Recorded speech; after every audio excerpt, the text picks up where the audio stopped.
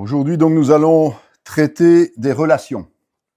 Un ministère va apprendre à distinguer divers éléments essentiels au fonctionnement du corps de Christ, dont il partage la charge, à commencer par la complexité de l'être humain, dans le cadre de son fonctionnement et de ses relations, dans le cadre de l'Église locale, de l'univers relationnel par excellence, étant fondé sur la recherche d'un fonctionnement qui devrait être harmonieux. Communiquer avec les autres n'est pas facile, parce que cela dépend de notre éducation, de la morphologie, de la spiritualité de chaque intervenant. La communication est un problème fondamental au sein de l'Église. Le leader est efficace s'il sait gérer les relations au sein du groupe qui lui est confié, sinon ce n'est pas un leader. Premier point important, c'est la personnalité. C'est un point essentiel qu'il faut définir parce que chaque humain intervient dans le groupe. Alors, personne, ça veut dire quoi? Ça vient du latin persona et ça veut dire masque. Et il y a plusieurs sens au mot masque. Masque de théâtre, comme au carnaval, fausse apparence, rôle joué par un acteur, l'acteur lui-même, personnalité, c'est-à-dire la place dans la société. La personnalité, c'est une sorte de rôle que joue l'individu en fonction des circonstances de sa vie et de son évolution. La psychologie sociale explique le comportement de l'homme dans son contexte et relève toujours son arrière-plan. Qu'on le veuille ou non, Jésus était psychologue, entre guillemets. Il répondait très souvent aux questions par une question, pour amener la personne à faire une introspection salutaire pour elle et pour ceux qui étaient autour de lui. Il nous permet de découvrir ainsi comment nos rapports vont s'organiser au sein de la communauté et la transformation de l'être face à l'Évangile dans ses relations avec les autres. Ce sont des signes propres du royaume de Dieu à réapprendre qui adapteront immanquablement la personnalité. Alors, l'individu et la communication. Avant d'être ministère, nous sommes d'abord un individu. Si notre communication en tant qu'individu n'est pas bonne, cela posera des problèmes dans l'exercice du ministère. Alors, quel est le problème de base? Comme nous l'avons vu, l'homme porte un masque que toutes les sciences humaines ont toujours cherché à percer, mais n'ont jamais réussi. Pourquoi vois-tu la paille qui est dans l'œil de ton frère et n'aperçois-tu pas la poutre qui est dans ton œil? Ou comment peux-tu dire à ton frère, laisse-moi ôter une paille de ton œil, toi qui as une poutre dans le tien? Hypocrite, ôte premièrement la poutre de ton œil, et alors tu verras comment ôter la paille de l'œil de ton frère. Jésus a stigmatisé les pharisiens, notamment dans Matthieu 7, 3, 5, mais aussi chaque être humain, à cause du jugement hypocrite que nous avons de notre prochain. Il montre ainsi à quel point l'homme est enclin à cacher son jeu par une sorte d'appareil d'accusation qui est intégré en lui-même.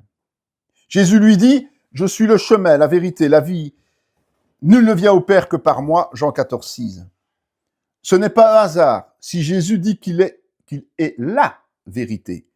Durant tout son ministère, il a révélé le fond des cœurs de ses contemporains.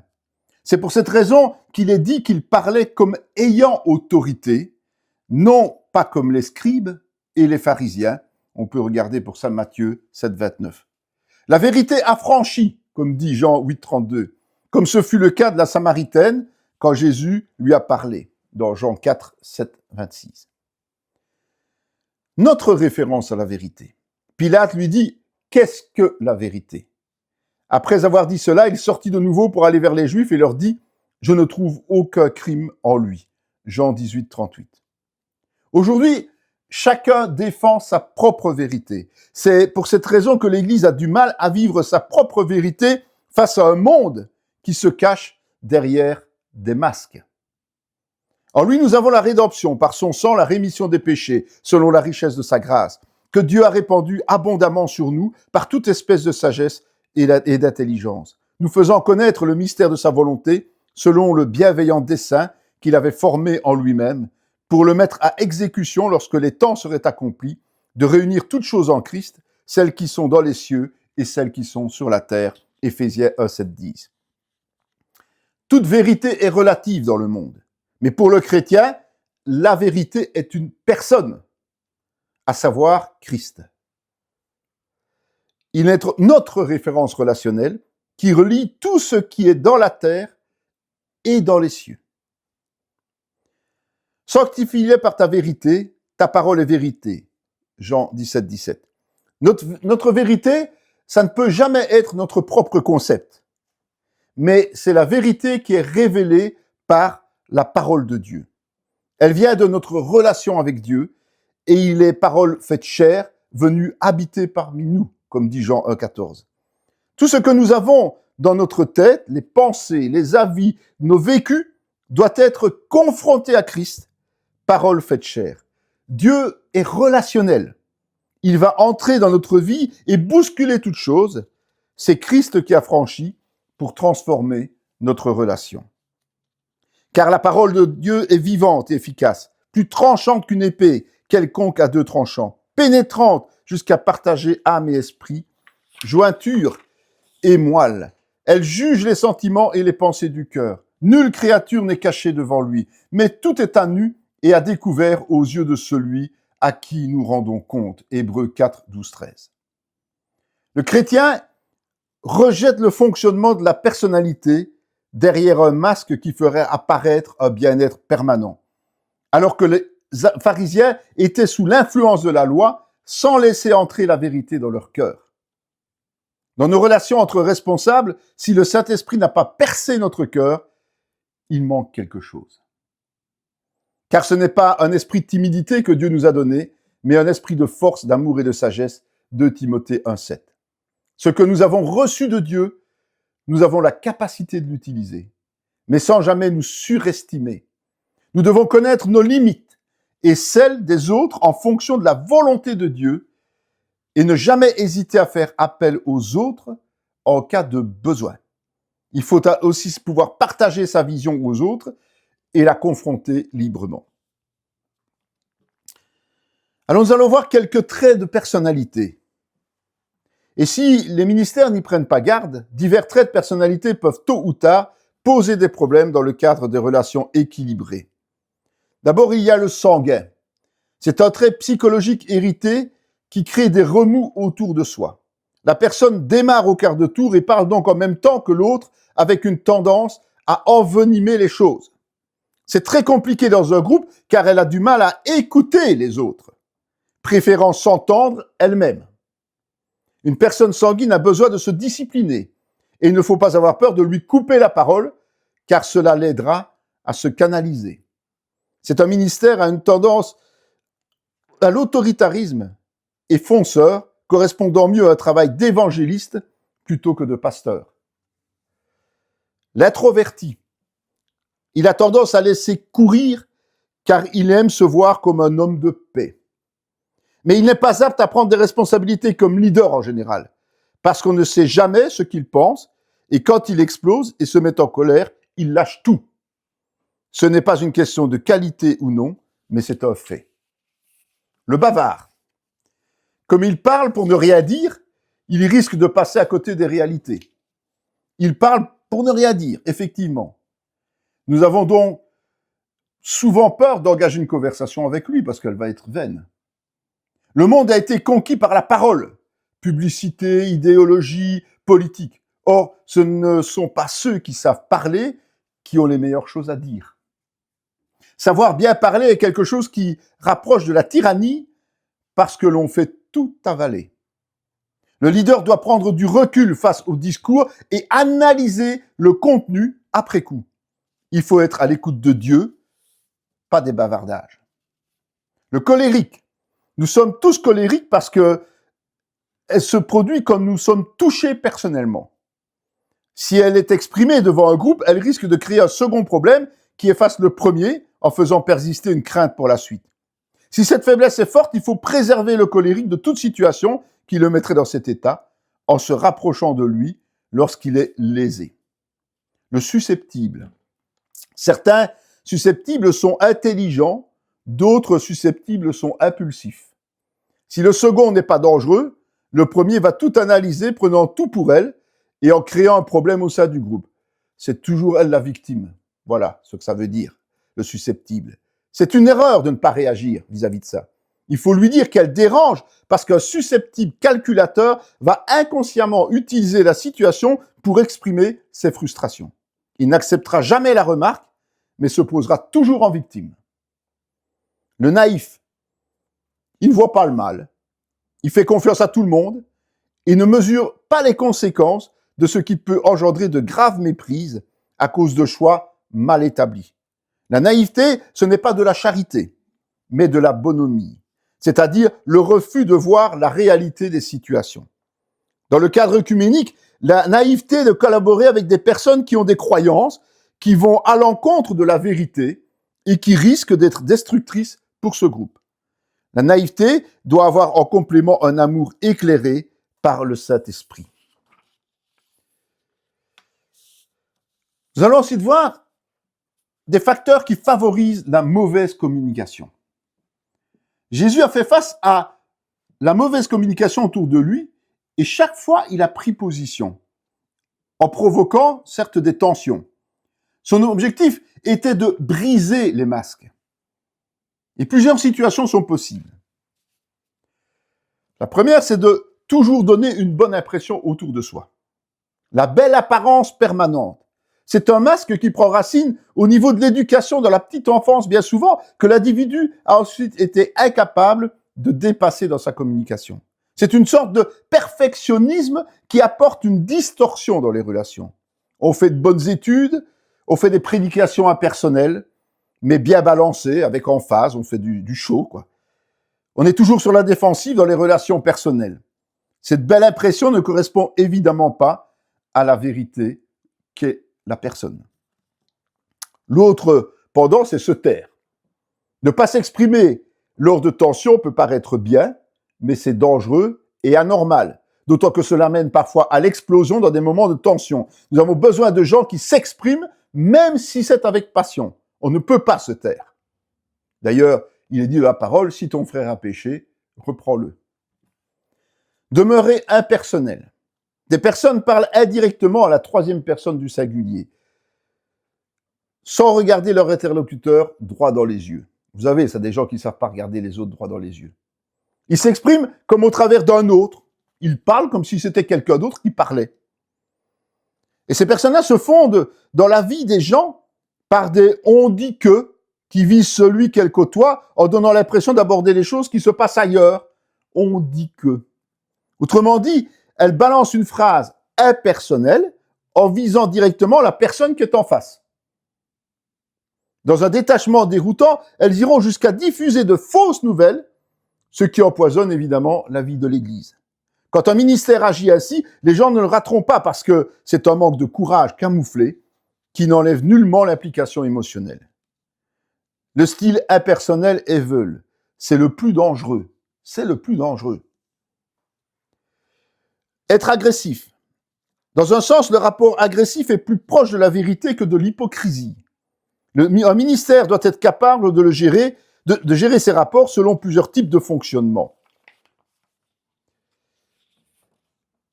D'abord, il y a l'écorché vif, qu'on ne doit pas toucher avec des pincettes. L'écorché vif, son fonctionnement est double. Il est agressif par nature et vit toujours sur la défensive afin de prendre le contre-pied. La relation est tout de suite déséquilibrée. L'agressif fait ressortir les petites choses comme des problèmes essentiels. Entrer dans le processus agressif de l'autre n'apportera jamais la paix dans l'Église. Il faut apprendre à lire entre les lignes, si l'on peut dire. L'esprit de rejet, c'est le plus fréquent dans l'Église. Le ministère doit le gérer avec beaucoup de sagesse parce que la personne n'accepte aucune remarque, quitte à abandonner une Église. Des gens frustrés profitent souvent de la tribune de l'Église pour insinuer des choses et accuser les responsables de l'Église au point de créer des divisions. La relation d'aide s'impose pour eux car personne ne peut être délivré à son insu. L'esprit de rejet peut faire d'énormes ravages dans une Église. La communication par accusation et reproche. La personne a besoin d'accuser l'autre pour protéger sa propre image. C'est par exemple le pasteur qui accuse une autre église de manifestation de Toronto alors qu'il est incapable de mettre en place une réunion de prière dans son église. Ces gens trouvent toujours quelque chose qui ne va pas dans la communauté.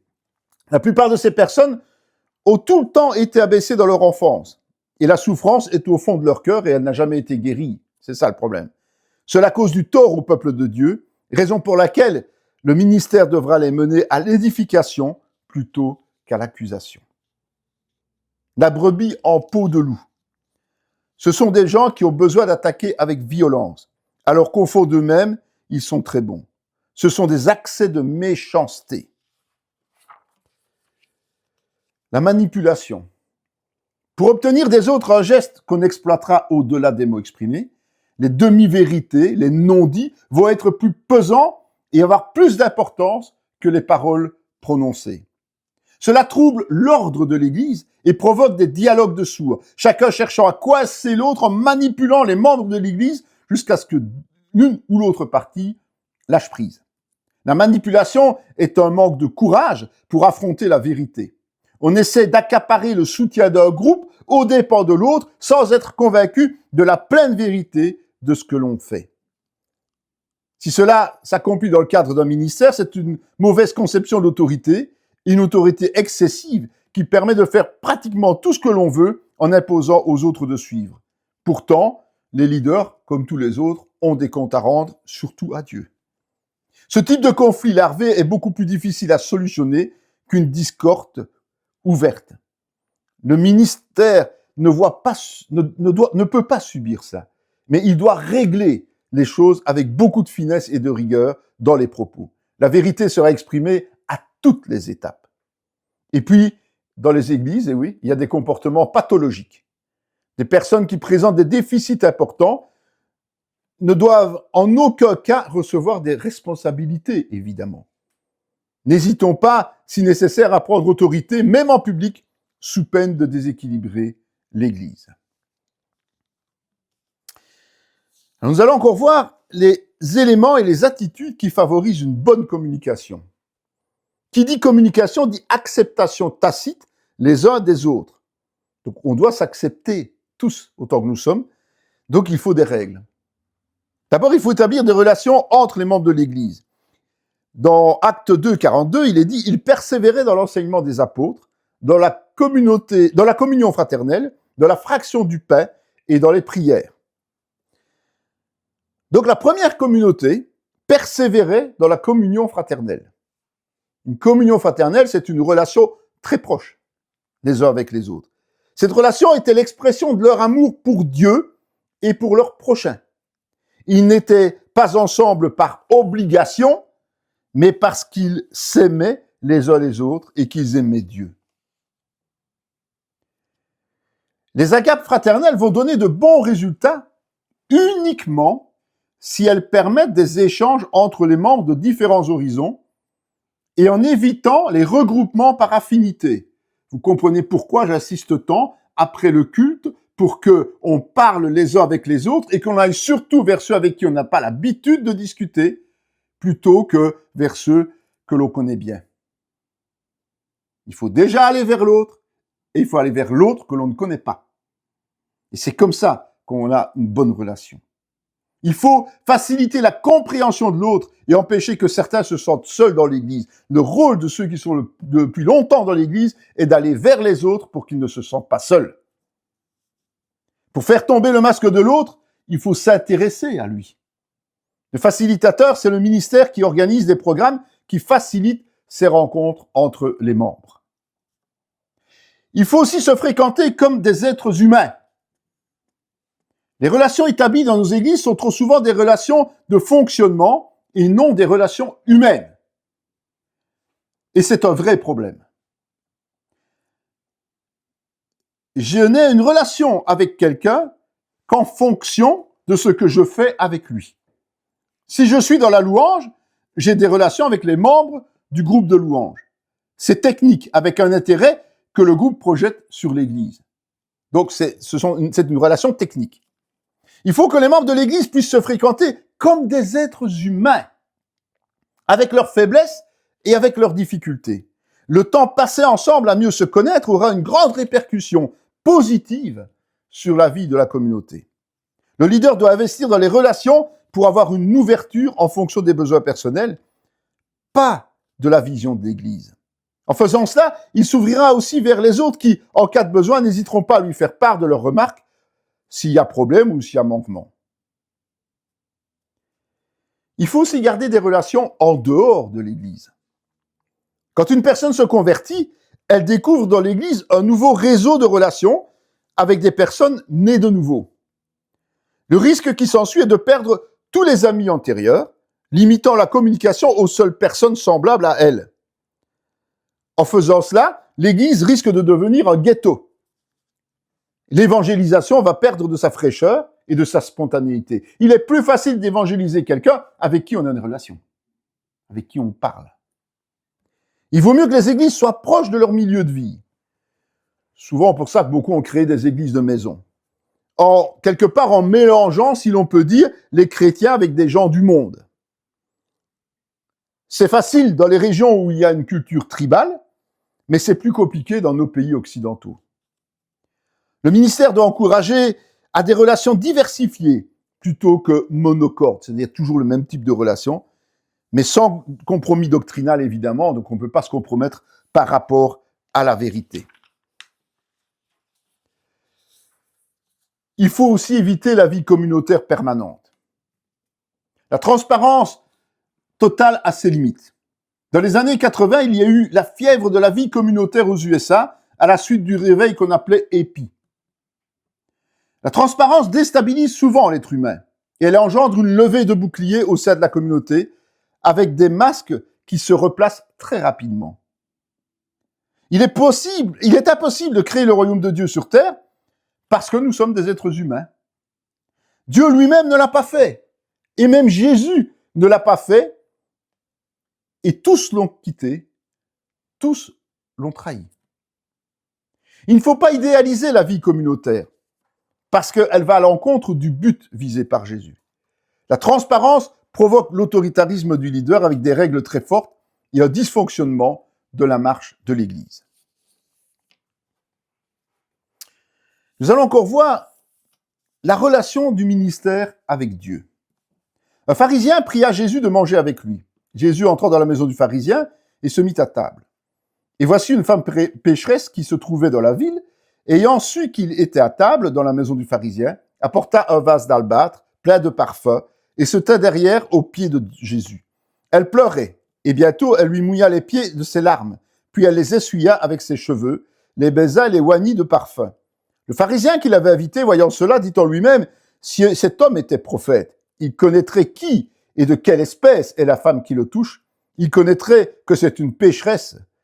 Jésus prit la parole et dit, « Simon, j'ai quelque chose à te dire. »« Maître, parle, répondit-il. Un créancier avait 2 débiteurs. L'un devait 500 deniers et l'autre 50. Comme il n'avait pas de quoi payer, il leur remit à tous 2 leurs dettes. Lequel l'aimera le plus?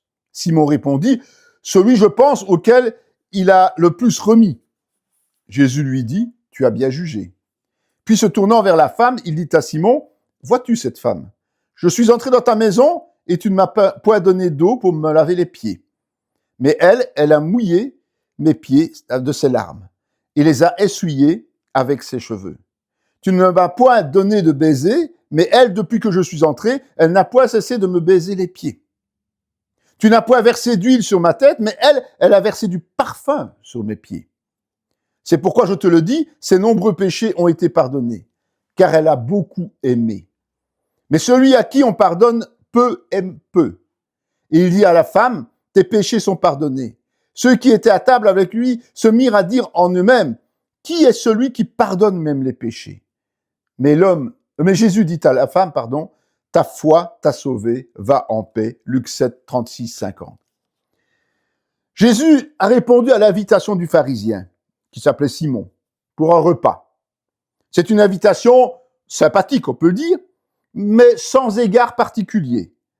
Ce que Jésus lui a fait remarquer, en soulignant l'absence d'eau pour se laver les pieds, parce qu'à l'époque, on marchait avec des sandales, les pieds étaient remplis de poussière, et le signe d'un bon accueil, c'était de donner de l'eau pour laver les pieds. C'était une coutume établie depuis Abraham, quand les 3 personnages sont venus lui rendre visite pour lui annoncer qu'ils allaient détruire Sodome et Gomorrhe. De plus, ce pharisien n'a pas versé d'huile sur sa tête. C'était souvent un signe d'honneur aussi, de respect. Et il ne l'a même pas salué par un baiser. Jésus va mettre à l'honneur la pécheresse, parce qu'elle a une attitude qui est conforme à ce que Jésus attend. D'abord, elle veut honorer le Seigneur, et elle est venue uniquement pour cela. Elle n'est pas venue pour manger, elle. Elle n'est pas venue pour manger. Elle a prémédité son acte, en préparant du parfum de grand prix dans un vase précieux.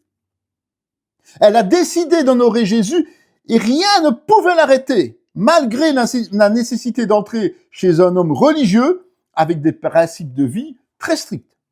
Elle a accepté de supporter les regards dédaigneux et les commentaires des invités à son sujet.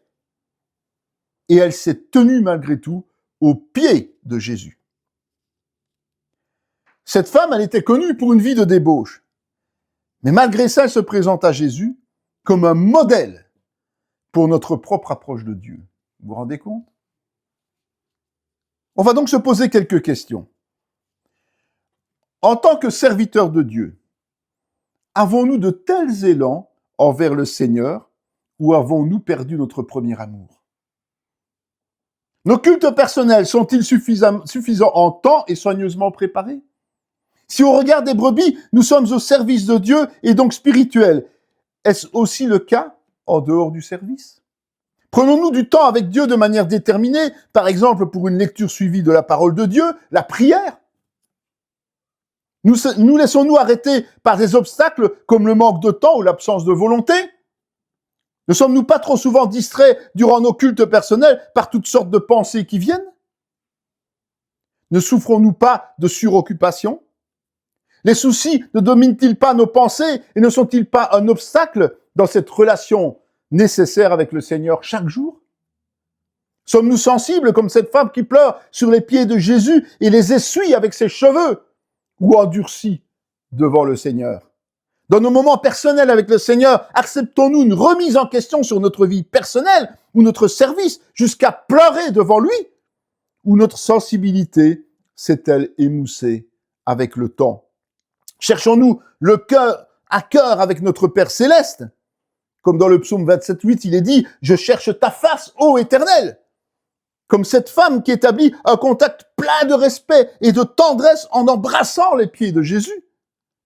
Établissons-nous un dialogue dans notre relation avec Dieu ou étalons-nous devant lui toutes nos préoccupations sans prendre le temps de l'écouter et de savoir ce que lui a à nous dire sur la situation? Notre relation est-elle désintéressée, quelles que soient les circonstances, ou professionnelle, en cherchant à résoudre l'immédiat? Notre lecture de la Bible se fait-elle dans le but de trouver un futur message à partager ou ressentons-nous le besoin de nous nourrir? Demandons au Seigneur ce qu'il a à nous dire au travers de la parole. Demandons-le. Ou le fait-on? Cherchons-nous à honorer notre Seigneur par une vie de louange personnelle en dehors des cultes, sans rien lui demander, à l'exemple de cette femme qui exprime simplement son respect et son affection pour Jésus en versant du parfum sur ses pieds.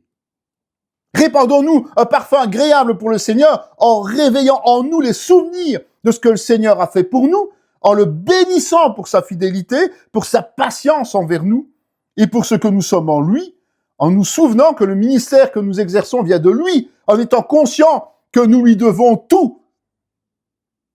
Sommes-nous en communion intime avec lui afin d'être efficaces dans notre ministère? En résumé, notre relation avec Dieu est-elle polie mais distante, comme celle de Simon, ou sensible, pleine de respect, d'égard et d'amour, à l'image de cette femme, avec pour conséquence le pardon de ses nombreux péchés. Cette vidéo fait partie intégrante de la formation en théologie pratique dispensée par la mission de théologie Emmanuel de Paracou, Bénin, sous l'autorité académique du Centre chrétien Emmanuel SBL, Spa, Belgique. Pour mieux connaître nos activités, voici nos différentes adresses.